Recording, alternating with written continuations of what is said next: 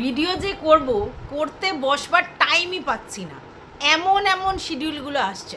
না না, শুধু আমার হাজব্যান্ডের জন্য যে আমি ব্যস্ত তা নয়, হাজব্যান্ডের জন্য তো একটু ব্যস্ত আছি, তার সঙ্গে সঙ্গে আরও অনেক আনুষঙ্গিক ব্যস্ততা চলে আসে। মানে আমি বুঝে পাই না, আমার আমার ছেলে বলে তুমি আসলে সহ্য করো বলে তার জন্য তোমার ভগবান আরও সহ্য করায়। কি হয়েছে দেখো, কালি আবার প্রেগনেন্ট হয়েছিল, তোমাদেরকে বলেছিলাম তো। কালির 6টা বাচ্চা হয়েছে। যেদিনকে আমার হাজব্যান্ড ভর্তি হলো তার আগের দিন রাত্রিবেলা, ঠিক আছে। এবারে আমি সত্যি কথা বলতে সকাল থেকে অত বাইরে বেরোইনি, জানিও না কালির বাচ্চা হয়েছে। আমাদের এখানে হয়নি, তো পাশের বাড়ির একটা বাথরুমে গিয়ে, সেখানে একটা চাতাল আছে, বাথরুমটা ওরা খুব একটা ইউজ করে না, তো সেইখানে গিয়ে উনি বসে পুরো জলের কাদার মধ্যে বাচ্চা দিয়েছে। কদিন ভরেই ওখানে ঢুকে যাচ্ছিল, তখনই আমি বুঝেছি। তো আমার এই পরিষ্কার পরিচ্ছন্ন জায়গা পছন্দ হয়নি, ভালো কথা। তবে ভগবান একটু আমার উপর সদয় হয়েছে ওদের উপরেও, তাই জন্য হয়তো ওখানে হয়নি। তো আমি তো না হলে একটু মুশকিলে পড়তাম। তো ও গেছে, ওখানে হয়েছে বাচ্চা। আর পরের দিন যখন মানে আমার হাজব্যান্ডের ব্যাপারটা নিয়ে বেরিয়েছি দুপুরবেলা, যে এরকম গাড়িটা আসবে আমরা যাচ্ছি, তখন আমার পাশে বাড়ি বলছে জানো এরকম কালির বাচ্চা হয়েছে, 6টা বাচ্চা হয়েছে। তাই, খুব ভালো কথা। তা আমি গিয়ে দেখে এলাম 6টা বাচ্চা হয়েছে। দেখলাম ওরকম একদম কাদার মধ্যে রয়েছে বাচ্চাগুলো, সে কী অবস্থা, ভেজা ভেজা অবস্থা।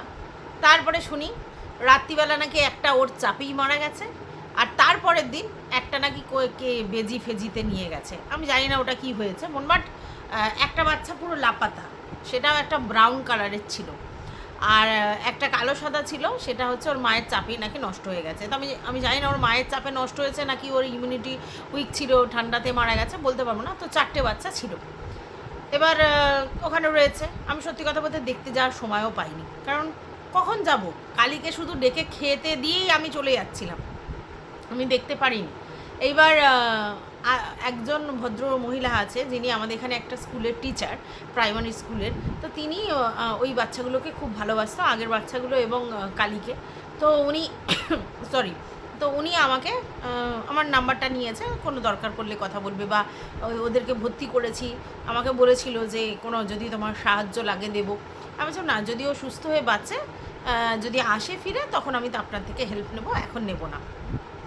তো যাই হোক, উনি বলেছেন, এবং উনি এটাও বলেছে যে কালীকে স্টেরিলাইজ করিয়ে দেবো আমি আপনি মিলে। এবং ঠিক আছে, খোঁজ খবর নিন, আমি ইকোনমিক্যালি যে ব্যাপারগুলো করব, সব দায়িত্ব তো সমান নেওয়া যায় না।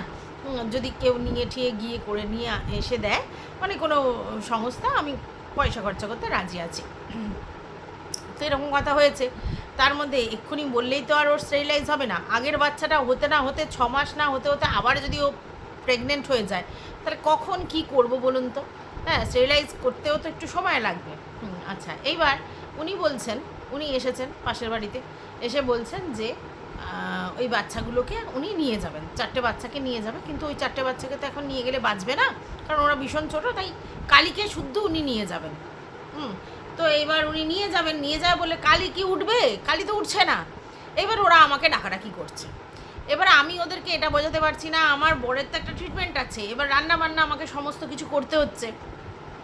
তো আমি সেগুলো ফেলে কি করে যাব ওখানে গেলে, আর লোকের বাড়ির বাথরুমে গেলে আমি সেই জামাটা পরে আবার কি করে আসবো, এসে আবার কী করে রান্না করবো। তো আমাকে তো দুম করে বললাম, আমি দুম করে জামা পরে চলে গেলাম, আবার দুম করে আসবে। এবার বারবার ডাকছে, আমি যেমন রান্না কমপ্লিট হয়নি, আমি কি করে যাব। তারপর আমার ছেলেকে পাঠালাম, আমার ছেলেও শারীরিকভাবে একটু অসুস্থ, তাই যাই হোক ছেলেকে পাঠালাম। তো ছেলে গেল, এবার ওদের বক্তব্য তোমার মাকে ডাকো, আমরা ওকে নিয়ে যাবো এই করে। তো আমি বললাম ওটা তো আমার কুকুর নয়, তো পাড়ার কুকুর, যদি আপনার মনে হয় যে বাচ্চা শুধু মা শুধু নিয়ে যাবেন, ঠিক আছে, আমার কোনো আপত্তি নেই। এবার বলছে তুলে দিন আপনি। আমি ওই কালীকে কি করে তুলে দেব, আমার কথা শুনে কালী কি গাড়িতে উঠবে, মানে সে ভ্যান হোক টোটো হোক বা কিছুতে উঠবে, আমার কথা শুনে উঠবে না।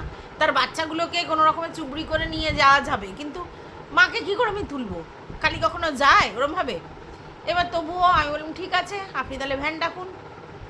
আমি 4টে বাচ্চাকে তুলছি বলে কালীকে খেতে দিলাম, কালীকে খেতে দিয়ে আর আমার দরজাটা আটকে দিলাম, আর 4টে বাচ্চাকে চুবড়ি করে তুলে আমার কাছে রাখলাম। কালীতে গন্ধ শুকতে পাচ্ছে, এবার শুধু ঝুঁকি মারছে, মানে ওই সরি ওই চুবড়িটাতে। কিছুতেই শুনছে না। এইবার ওরা একটা ভ্যান ডেকেছে, এবার কালীকে তুলবে। তো কালী, এবার আমি সেই যে আমাদের আগের বারে ওই মানে একটি ছেলে যে আমাদের ট্রিটমেন্ট করছিল তাকে ফোন করলাম, তাকে বললাম যে তুমি যদি একটু তুলে দিতে পারো কালীকে এবং ওর বাচ্চাকে, তাহলে ওরা নিয়ে যেতে পারে। তো তার জন্য যদি ওদের তোমার কিছু লাগে আমরা দিতে রাজি আছি, তুমি এসো। তো এসেছে বাইক নিয়ে। এবার ওকে বলছে তুমি নিয়ে চলো, তো বাইকটা রেখে দিয়ে ও কী করে নিয়ে যাবে? আর ওরমভাবে কালীকে নিয়ে যাবে না, যদি সত্যি করে কামড়ে দেয় কী করবে? তো মুশকিল। তাও একটা ভ্যানে কালীকে তোলা হলো, মানে ও তুললো, আমিও চুবড়ি করে বাচ্চাগুলোকে ওই বাথরুমের ওখান থেকে তুলে নিয়ে এসে ওই আর কি কালীর ওখানে দিলাম।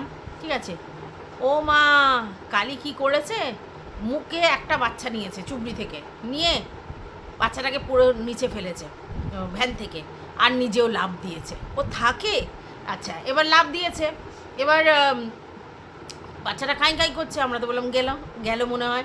তারপর আবার দুধ ফুদ ওকে মানে খাওয়ালো, মানে বেশ ফিট করালো, বাচ্চাটা এখন ঠিক আছে। ওই অত উঁচু থেকে যদি মুখ দিয়ে ফেলে দেয় ভ্যান থেকে নিচ পর্যন্ত, তাহলে লাগবে না? তার লেগেছে, বাচ্চা ওটা মেয়ে। তো যাই হোক, লেগেছে। এবার আমি বলি এরকমভাবে তো নিয়ে যাওয়া যাবে না, কালী এরকমভাবে যাবে না। এইবার কালী এই সব দেখছে, আর ভ্যান এসছে বলে আমার গেটটা খোলা ছিল, কালী একটা বাচ্চা মুখে করে নিয়ে পালিয়েছে। ঠিক আছে, আবার তাকে জোর করে ধরে নিয়ে এসে সেই বাচ্চা নিয়ে এসে আমার ওখানে রাখলাম। আর হচ্ছে কালী হচ্ছে তোমার গেট দিয়ে দিলাম, আবার নিয়ে এলাম। ঠিক আছে, এবার আমার ছেলে, আমার হাজব্যান্ড বলছে তুমি আর কি করে করবে, তুমি বাবার দিকে দেখবে, তোমার নিজের কাজ করবে, নিজের শরীর খারাপ, দেখছো কিরকম খুকুকে কাশি হচ্ছে, কতবার করে এটা রান্না ওটা রান্না করতে হচ্ছে, কেন সম্পূর্ণ আলাদা আলাদা রান্না করতে হচ্ছে। আমার ছেলের একরকম, বরের একরকম, তার বারবার দিতে হচ্ছে, আমার একরকম করতে হচ্ছে। তো তুমি কখন করবে? এবার আমার বর তো কী রাগারাগি করছে, আবার নিয়েছে। এবার ওরা বলছে যে আপনি তাহলে কিছুদিন রাখুন, ওরা বলছে মানে ওই ভদ্রমহিলা, আমরা একটু বড় হলে ওকে নিয়ে যাব।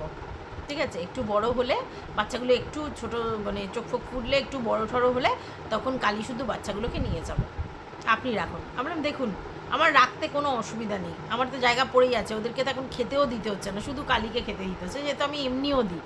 কিন্তু বাচ্চাগুলোর যে দায়িত্ব, রেসপন্সিবিলিটি, সেটা তো আমি নিতে পারবো না, কারণ কতবার এরকম করবো, আর আমার ভীষণ কষ্ট হচ্ছে আগেরবারে যা হয়েছে তাতে। তো এবার বাচ্চাগুলো এখানে থাকলেও অসুবিধা নেই, কিন্তু ওই গেটটা যদি খোলা পায় কোনো সময়, কারণ আমার বাড়িতে প্রচুর লোকজন আসে, মানে অনলাইনে জিনিস দিতে, হোম ডেলিভারি, হ্যানা ত্যানা, মানে হোম ডেলিভারি মানে জিনিসপত্র, জিও ফিও হ্যানা ত্যানা, তারপরে হকার্স ফকার্স, এই কর্মী ওই কর্মী সমানে ঢুকছে, বড় গেট খুলে টুকুর টুকুর করে ঢুকে যাচ্ছে।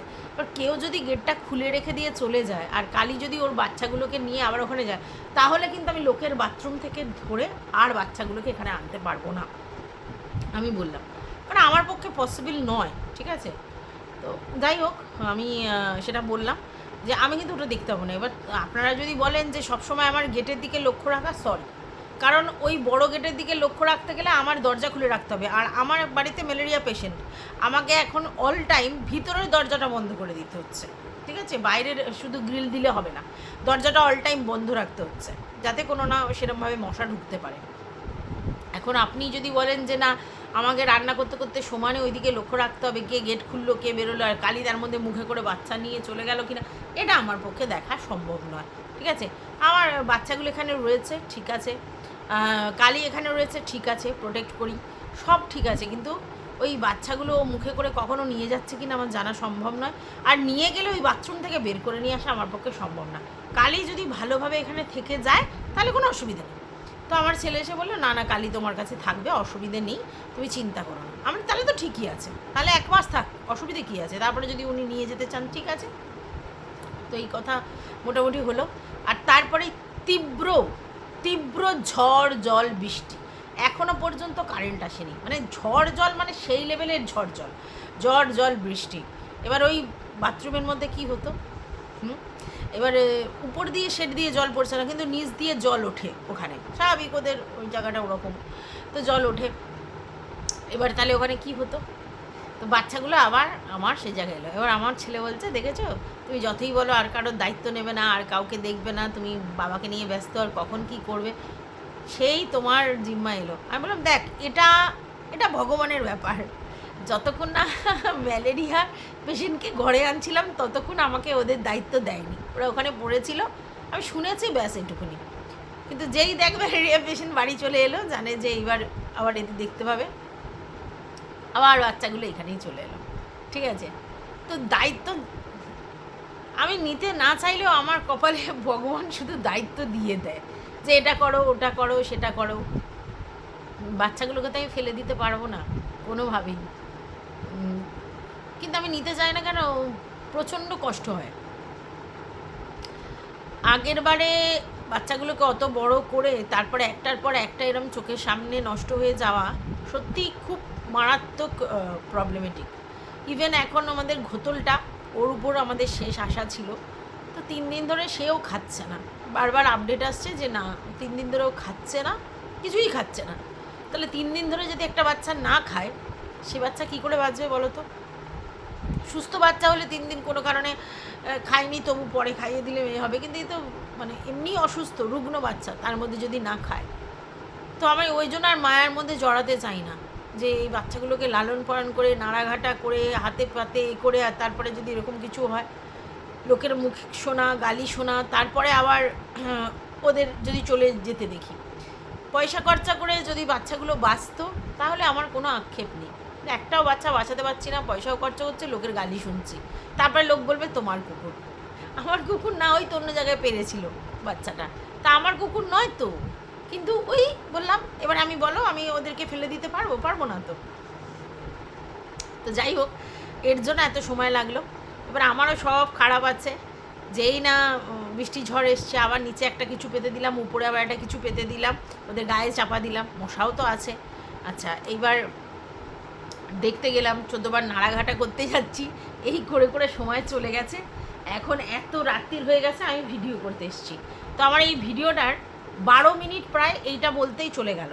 ঠিক আছে, তো কিছু করার নেই, মানে এবারে যদি সু বলে যে তুমি তোমার ভালোবাসার লোকজনদেরকে মনিটাইজ অন করে বেচছো, হ্যাঁ আমি তো কন্টেন্ট করতে এসেছি, এটা সত্যি। তো আমার মনে হয় এই আপডেটটা তোমাদের দেওয়া উচিত, তাই জন্য আমি জানালাম।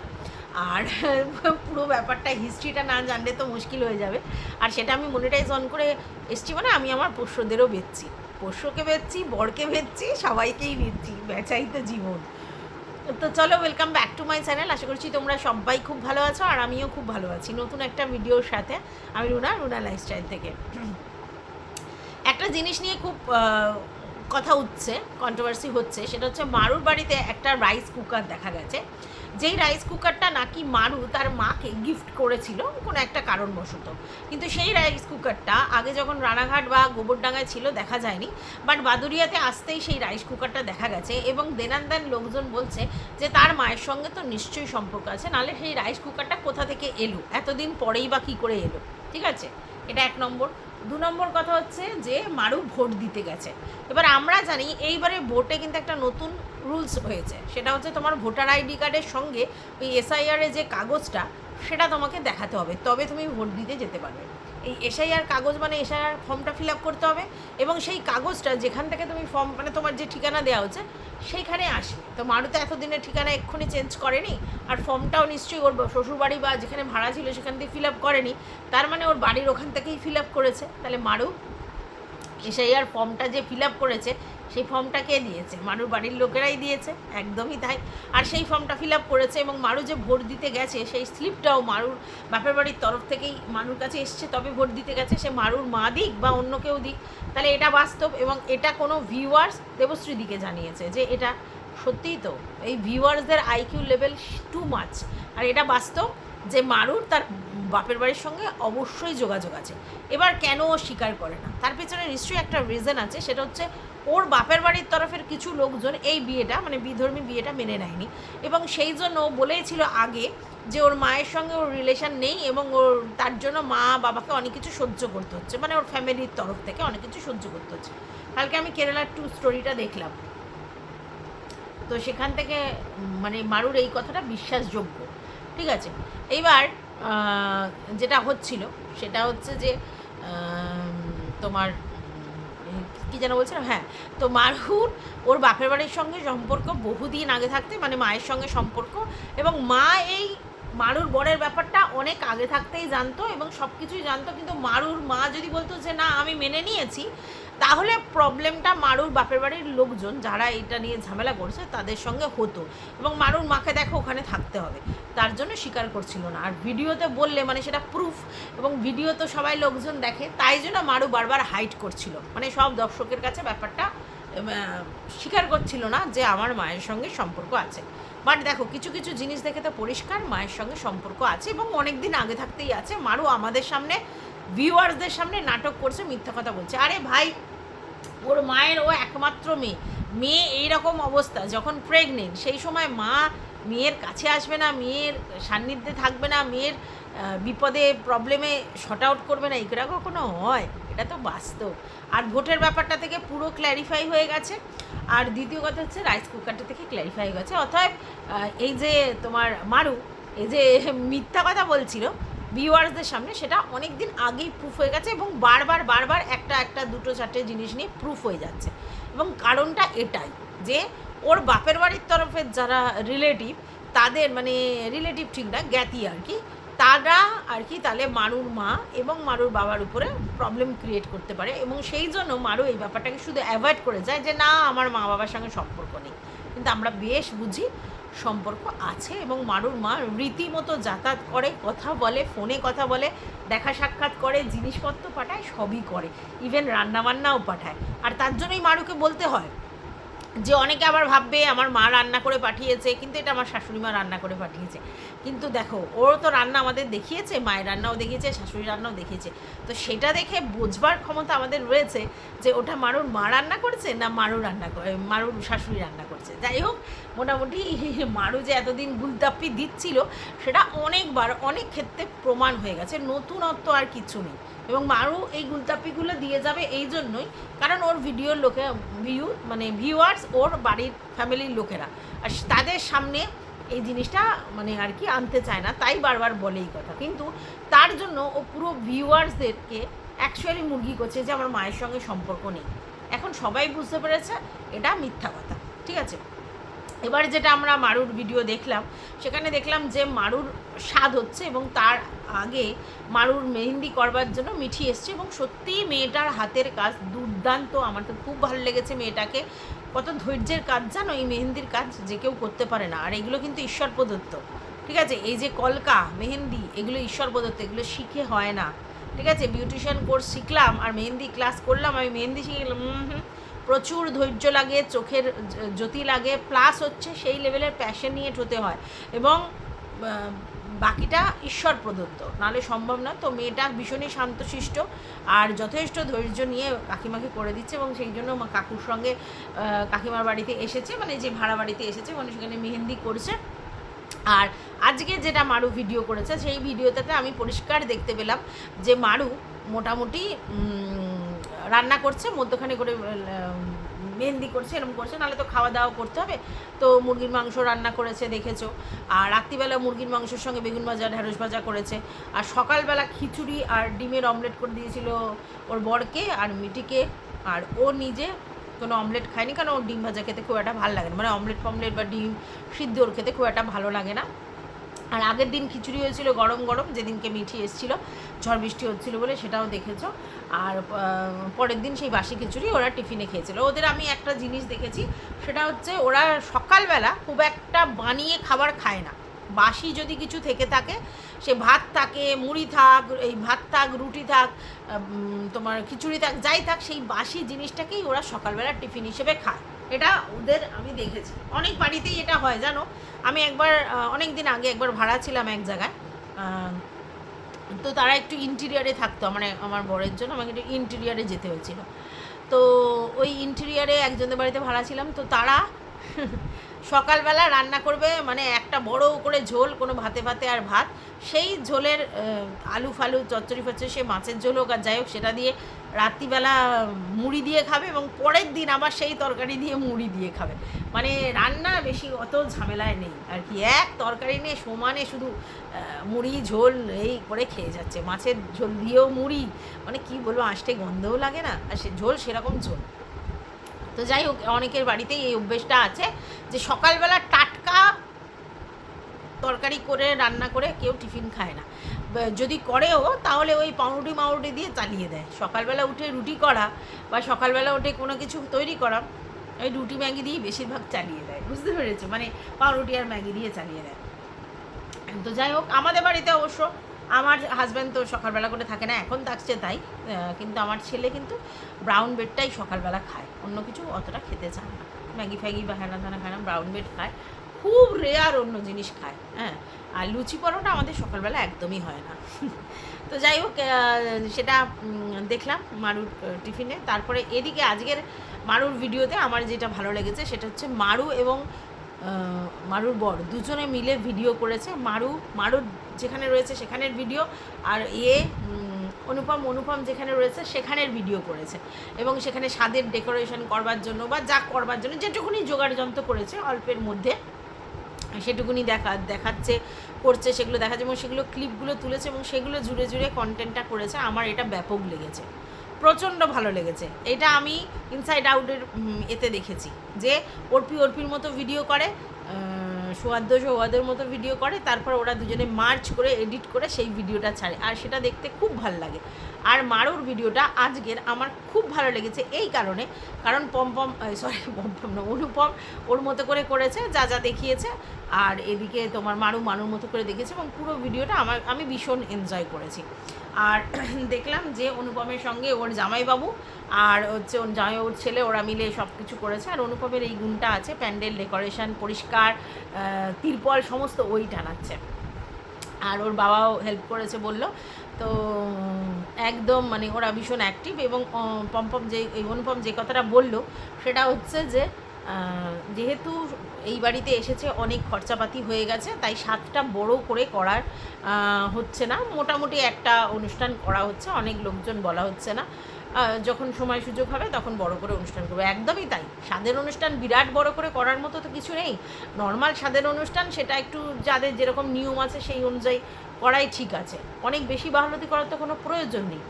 আমাকে স্বাদের অনুষ্ঠানটা করতে হবে, এবং সেটা অবশ্যই কন্টেন্ট তো একটা ব্যাপার আছে, দ্বিতীয়ত আমাকে নিয়মটাও পালন করতে হবে। আর সত্যিই আমাদের এই ওয়ারিং হেনা তেনাতে যখন এত টাকা খরচ হয়েছে, তারপর স্বাদের জন্য ফালতু বেশি টাকা খরচ করে তো লাভ নেই, বেশি লোকজন বলে। তো যেটার মধ্যে করছে সেটা আমার মনে হয় যে ওরা ঠিক কাজ করছে। তো সবই ওরা রেডি করেছে। আর একটা জিনিস দেখলাম, ইনভার্টারটা সরিয়ে রাখলো, যে তৈরি করে কি বক্সে রাখবে এরা বললো, মানে ইনভার্টারের যে ব্যাটারির যে বক্স আছে তার মধ্যে রাখবে মনে হয় বললো এটা। তো ওই ইনভার্টারটা কি ওই ওদের বাড়িতে মানে বাদুরিয়াতে নিয়ে যাবে নাকি ওর শ্বশুরবাড়িতে রাখবে আমি জানি না। তো যাই হোক, সেটা খুব বুদ্ধিমানে কাজ করেছে।